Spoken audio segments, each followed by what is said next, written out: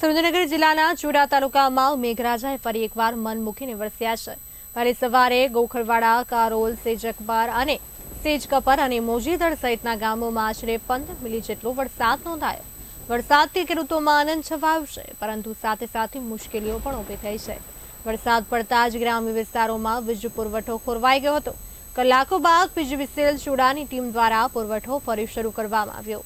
વારંવાર વીજ પુરવઠો ખોવાઈ જતા પીજીવીસીએલની પ્રી મોન્સૂન કામગીરીની પોલ ખુલી ગઈ હોવાનું લોકો કહી રહ્યા છે।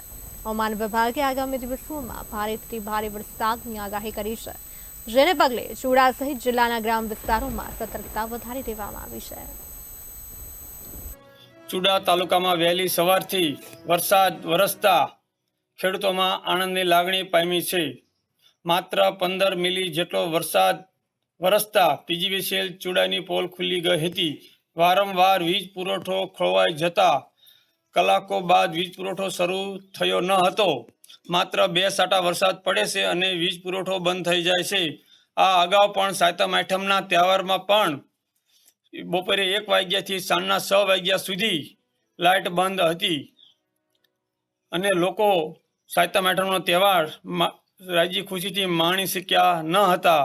આગામી સમયમાં વીજ પુરવઠો નિયમિત મળી રહે તેવી વ્યવસ્થા ગોઠવાય એવી અમારી માંગ છે।